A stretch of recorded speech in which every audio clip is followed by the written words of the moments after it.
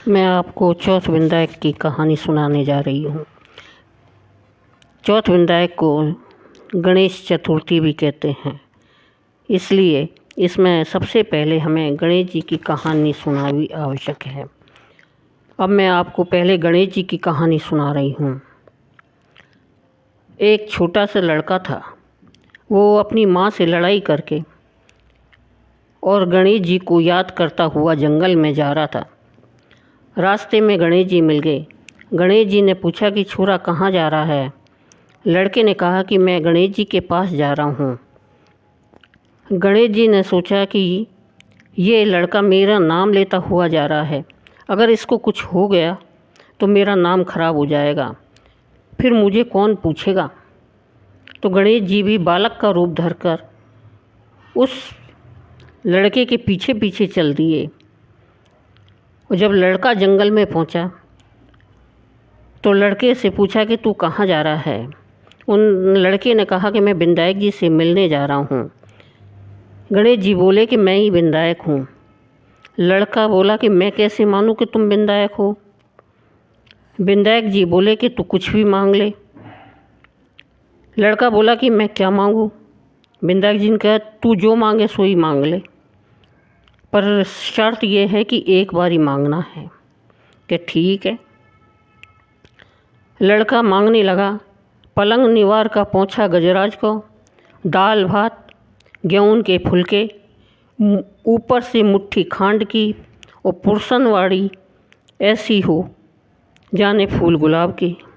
विनायक जी बोले कि छोरा तू तो सब कुछ मांग लिया, ऐसा ही होगा। छोरा घर पर आया, देखा तो एक छोटी सी बींदड़ी पलंग पर बैठी है। घर में बहुत सा धन हो गया है। लड़का अपनी माँ को बोला कि माँ विनायक जी ने कितना दिया है। माँ खूब खुश हुई और विनायक जी ने जैसे मेरे लड़के को धन दिया, कहने वाले सुनने वाले और पूरे परिवार को धन दे। बोलो गणेश जी महाराज की जय। अब मैं आपको चौथ माता की कहानी सुनाने जा रही हूँ। एक बुढ़िया माई थी, उसके एक लड़का था। बुढ़िया माई अपने बेटे के लिए 12 महीना की चौथ करती थी। बेटा लकड़ी लाता और दोनों माँ बेटा उसको बेचकर गुजारा करते थे। बुढ़िया माई रोज़ाना लकड़ी में से 2 लकड़ी रख लेती और चौथ के दिन बेटे से छुपकर बेचकर सामान लाती और 5 पुआ बनाती।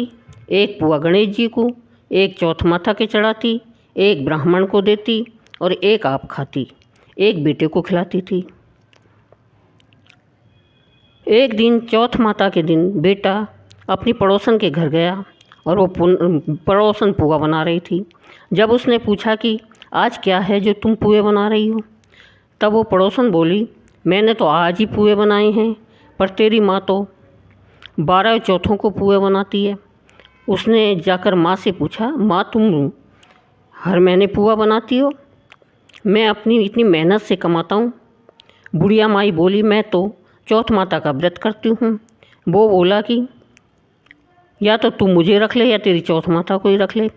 बुढ़िया माई बोली मैं तो तेरे लिए चौथ करती हूँ, सो मैं ना तो चौथ को छोड़ सकती ना तुझे छोड़ सकती।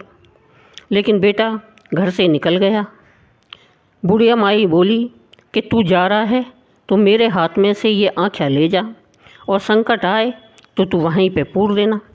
बेटे ने सोचा बात तो झूठी है, पर ले चलने में क्या बुराई है। जब बेटा चलने लगा, थोड़ी दूर पहुंचा तो उसको खून की नदियां बह रही थी।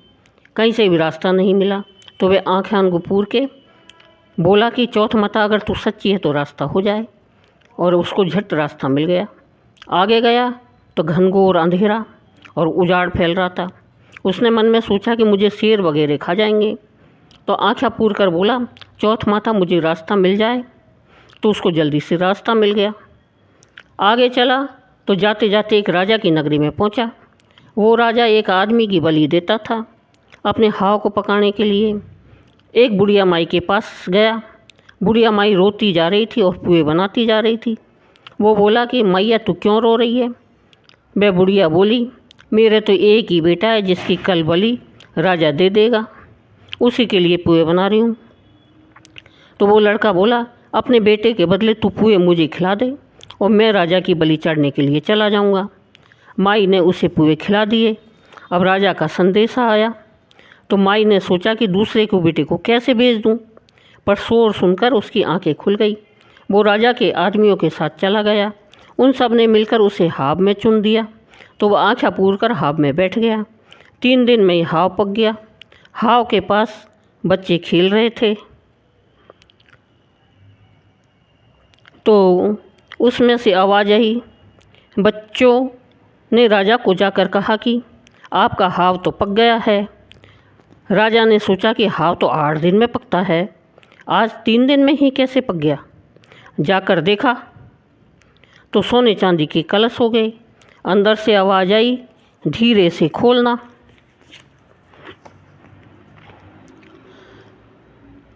तो